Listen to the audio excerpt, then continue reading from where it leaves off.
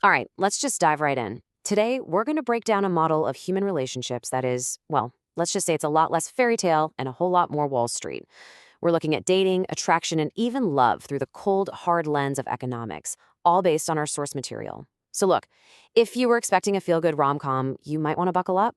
This is probably going to get a little uncomfortable. So the source material does not mess around.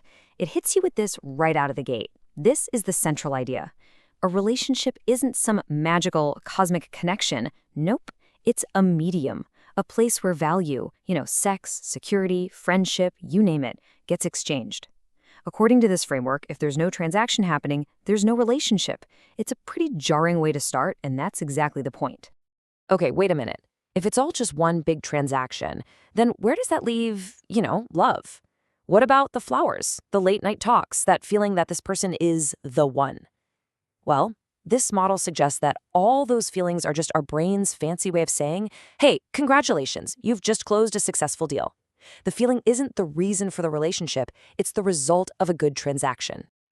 So to really get this economic model, we first have to tear down the story we've all been told our entire lives. The one that, according to the source, is about as useful today as the idea of medicine from the Middle Ages. Oh, you know this story. It's in every movie, every song. Boy meets girl, they fall head over heels, happily ever after, the end. It's so deep in our culture that we think it's the ultimate prize. But the source material, it calls this fairy tale a metaphysical mishmash of demonstrated ineffectiveness, which is basically a very complicated way of saying it's a nice story that's completely useless for navigating the real world. So let's just throw that fairy tale out the window for a second. The source material wants us to see relationships not as some magical garden, but as a chaotic, competitive, full-on sexual marketplace. A place where we are all constantly, even if we don't realize it, negotiating for the absolute best deal we can get.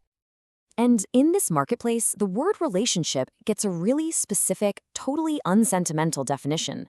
It's a game. And I don't mean a fun, casual game. Think more like high-stakes poker. It has a goal, which is getting what you want, and it has rules, which are all the social hoops you've got to jump through.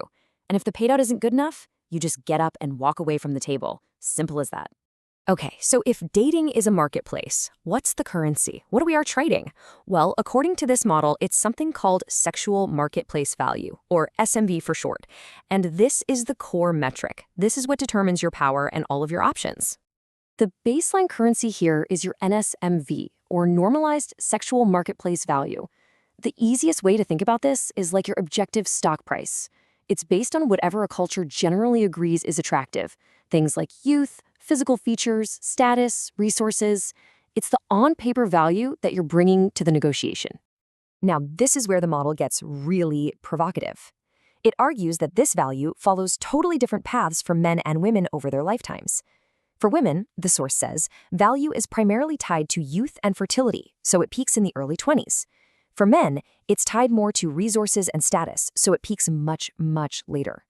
According to this theory, this fundamental imbalance is one of the biggest things driving behavior in the entire marketplace. Of course, nobody just accepts their stock price, right? People try to inflate it. This is what the source calls perceived SMV. And, well, this is where the lying starts. According to this model, both sides do it, just in different ways.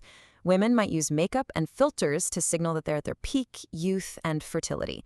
Men might start talking about wanting marriage or splurge on a fancy dinner they can't actually afford to signal commitment and resources. Now, the crucial point here is that in this model, these aren't seen as moral failings. They're just rational strategies to get a better deal. So when you have everyone out there trying to inflate their own value, every single interaction, big or small, becomes a negotiation. The source calls this the fundamental game of please versus no. One person asks for something, the other has the power to say no. And mastering this game, well, as the subtitle says, it takes a minute to learn, but a lifetime to master. And like any good game, this one has special moves. And this is basically the playbook for being a pretty terrible person, apparently. The source breaks down these core strategies, and they are bleak. Every single one is a form of emotional manipulation designed to flip a no into a yes. You've got pity, which manipulates through disgust, victimization, which uses guilt, friendliness, which leverages affection just to get a discount, and then there's humiliation, which is literally using shame as a weapon. And that brings us to the final act. This is where the whole economic model builds to its most controversial conclusion, and it takes aim at the one thing we all thought was safe from this kind of analysis: love itself. Yeah, so the source material doesn't frame romantic love as the ultimate goal, not at all. It's framed as a problematic phenomenon. The argument is that this state of mind just clouds your judgment and makes you accept bad deals. It even goes so far as to compare it to a kind of temporary mental illness that actually gets in the way of forming a stable, functional relationship. And to back this idea up, the source argues that our modern obsession with romantic love is actually a pretty new thing, historically speaking. If you go back to ancient Greece, being in love wasn't something to celebrate. It was seen as a kind of madness, an unfortunate sickness you caught. It was a fall from grace, not the peak of existence. And you compare that to today, where we treat it as life's ultimate achievement, this framework suggests the ancients might have had a more accurate, if way less romantic, point of view. And here it is, the final nail in the coffin. In this purely economic system, where power and attractiveness are the only things that matter, the kind of self-sacrifice and surrender of dignity that we often associate with being in love, well, that's seen as a huge sign of weakness.